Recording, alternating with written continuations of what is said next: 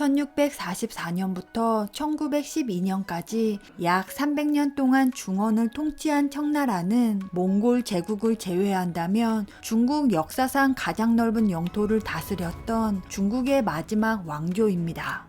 그러나 청나라 말 1840년부터는 서구 열강에 의해 개항을 하고 경제적인 수탈을 당하기 시작하더니 19세기 후반에는 영국, 프랑스, 미국, 독일, 일본, 러시아 등의 열강들이 중국에 들어와 참외를 쪼개듯 이권을 나누어 가지며 결국 청나라는 외국의 반식민지로 전락하게 됩니다.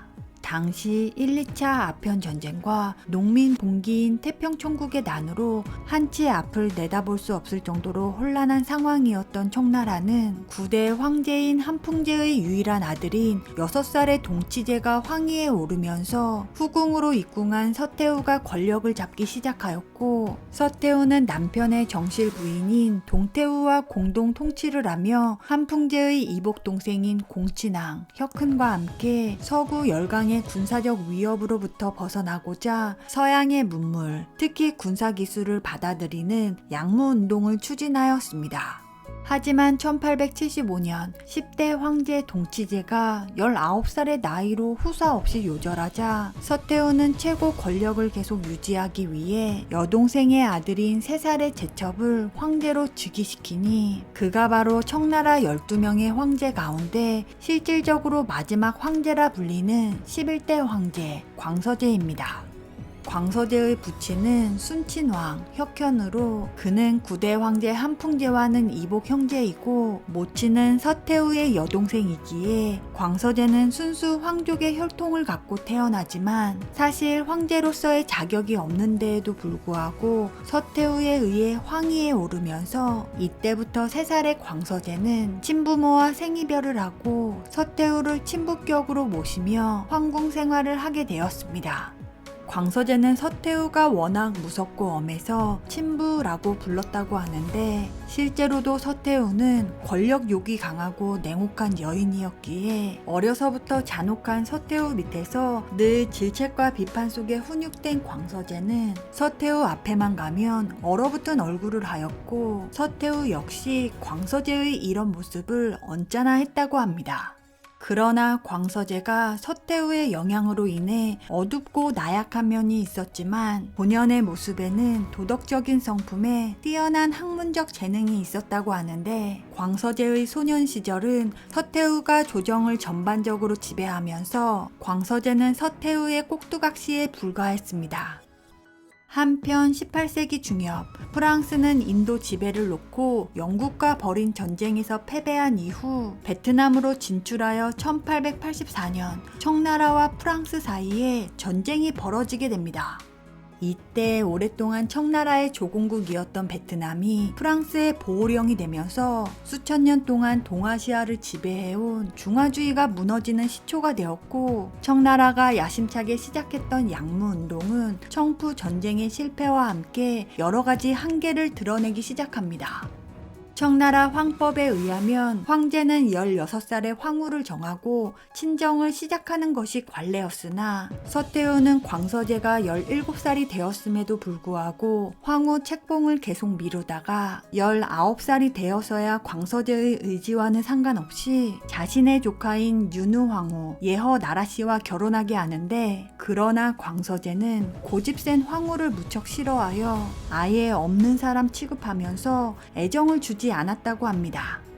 그리고 친정 체제가 가시화되자 53살의 서태후는 이화원으로 물러나 노후를 즐기는 것처럼 보였으나 사실은 여전히 대권을 휘두르며 국정을 좌지우지하였는데, 서태후는 광서제에게 격일로 정무를 보고하게 하고 훈시를 받도록 규정하면서 광서제는 새벽부터 밤늦게까지 서태후의 거소를 분주히 오가며 사건이 터질 때마다 서태후의 지시를 받아야 했기에 무늬만 황제이지 여전히 허수아비에 지나지 않았습니다. 그러는 가운데 1894년 청일 전쟁이 발발하고 메이지 유신에 성공한 일본의 침략이 구체화되면서 광서제는 일본과 항전할 것을 강력히 주장합니다. 제2차 아편 전쟁의 패배로 베이징이 함락당하며 굴욕을 당했던 청나라가 30년에 걸쳐 군비 개혁을 실시하며 키워낸 아시아 최강의 북양함대는 북양, 남양, 복건, 광동의 4개 함대 중에 막대한 예산을 투입해가며 최강의 함대로 육성하였는데, 당시 독일에서 직도입한 7,000톤급 철갑 전함인 정원함과 진원함을 포함하여 29척이 특무 함정으로 구성된 최고의 북양 함대이기에 겉으로 보기에는 일본군에 절대 뒤지지 않았지만 철저한 군인 정신으로 무장한 일본군에게 있어서는 사실 오합지졸에 불과했습니다. 1894년 북양 함대는 황해 해전에서 대패하고 위해 해전에서는 항복하면서 결국 중국 역사상 가장 치욕적인 시모노세키 조약이 체결됩니다. 참고로 북양 함대가 패배한 이유에는 여러 가지가 있겠지만 그 중에서도 무능하면서 부패한 만주족 지배층은 한족인 이용장이 이끄는 북양 함대가 증강되는 것을 우려하여 북양 함대 건설 이후 10년 동안 지원을 하지 않았고 전쟁에 필요한 물자조차 제대로 보급하지 않았다고 하는데, 대신 북양 함대의 군사 자금은 서태후의 개인 별장인 이화원을 재건하기 위해 빼돌려져 결국 패전의 가장 큰 원인이 되었다고 합니다.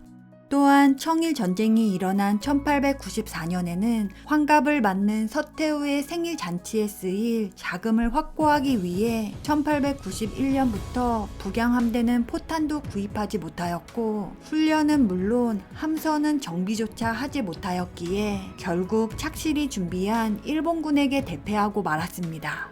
어찌되었든 청일전쟁의 패배로 이때부터 조선은 일본의 식민지로 전락하고 말았고, 대만도 이 조약에 따라 일본에 할양되어 50여 년 동안 일본의 통치를 받게 됩니다. 그리고 일본은 시모노세키 조약을 통해 리순항에 포함된 랴오뚱 반도를 차지하려 하지만 러시아는 프랑스와 독일을 부추겨 삼국 간섭을 하며 점점 세력을 확대하려는 일본을 저지하면서 이를 보상으로 프랑스는 광저우만, 영국은 홍콩 북단의 주릉반도, 러시아는 리순과 대련을 통치하게 됩니다.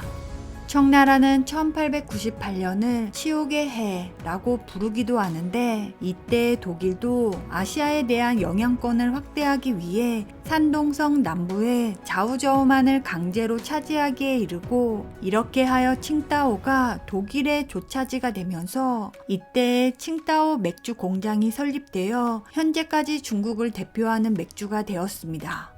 청일 전쟁의 패배로 청나라는 국력이 형편없음을 만천하에 알리게 되었고, 열강들의 압력이 심해지면서 반드시 사회 개혁을 해야 한다는 분위기가 청나라 지식인들 사이에서 광범위하게 형성되었습니다. 또한 미개한 나라였던 일본이 메이지 유신을 통해 대대적인 개혁을 하며 서구 열강과 어깨를 나란히 하는 대국의 반열에 올랐다는 사실을 깨달으며, 광서제는 일본의 메이지 유신과 러시아 표트르 대제의 신정을 모범으로 하여 변법 자강 운동을 적극적으로 실시하며 중국을 새롭게 탈바꿈하고자 하였습니다.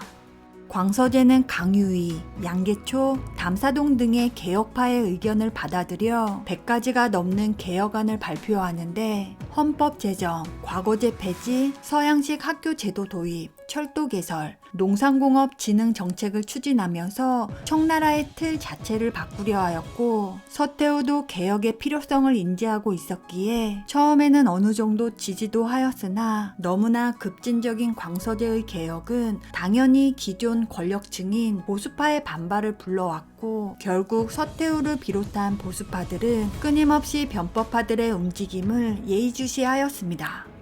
그리고 보수파의 음모를 감지하며 생명의 위협을 느낀 변법파는 군사를 총지휘하는 위안스카이에게 서태후가 있는 이화원을 포위해 줄 것을 요청하지만, 위안스카이라는 인물은 겉으로는 개혁파에 동조하는 척하지만 어디까지나 철저히 이해타산을 따지는 인물로 광서제와 변법파를 배신하고 서태후에게 이 사실을 고하면서 1898년 유신들은 체포되어 살해되거나 일본으로 망명하고, 광서제도 이화원에 연금되면서 그의 짧은 정치 생활도 막을 내리게 됩니다.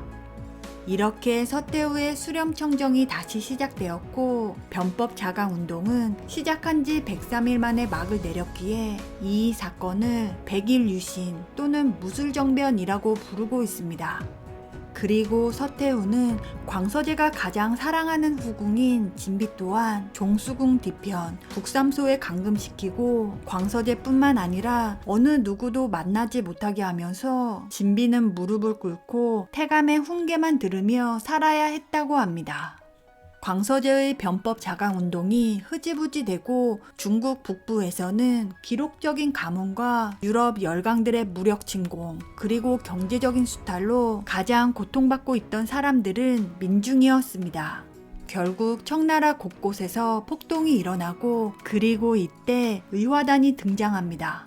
반외세주의, 반서양을 외친 의화단은 청조를 도와 서양 세력을 몰아내자는 부청 멸양의 슬로건을 내걸고 백인 선교사나 외교관들은 물론이고 크리스트교를 믿는 중국인들까지 무차별적으로 학살하기 시작하는데 서양 열강들은 자국민 보호를 위해 청조의 의화단을 진압해달라고 요구하지만 이러한 반외세 운동에 대해 보수적인 서태후와 만주족 고관들은 의화단 세력과 힘을 합쳐 서양 열강들을 몰아낼 생각을 하고 있었기에 이들의 만행을 암묵적으로 묵인해 주었습니다.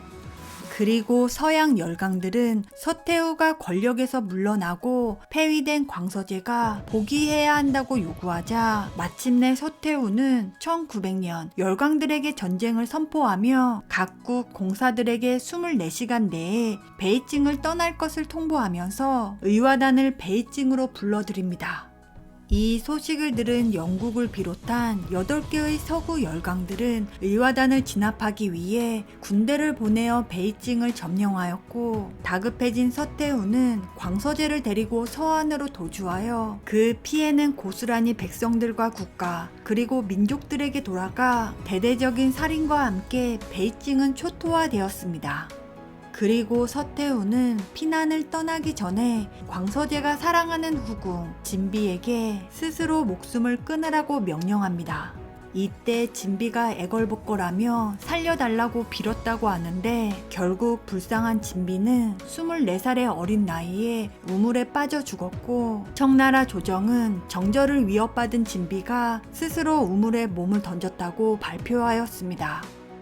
청나라는 열광들과의 신축조약 체결과 함께 서양의 식민지나 다름없는 상태로 전락하게 되었고 의화단 운동의 패배 이후 청조에 대한 불만과 혁명 세력이 점차 커져가자 서태후는 더 이상 개혁을 늦출 수 없다고 생각하면서 결국 무술정변으로 중단시킨 개혁을 다시 추진합니다. 이른바 변법 상유를 발표하여 신정을 지시하는데 이것은 보수파를 중심으로 한 근대화를 추진한 것으로 사실상 중국 사회의 본격적인 근대화는 여기서부터 시작되었다고 볼 수가 있습니다.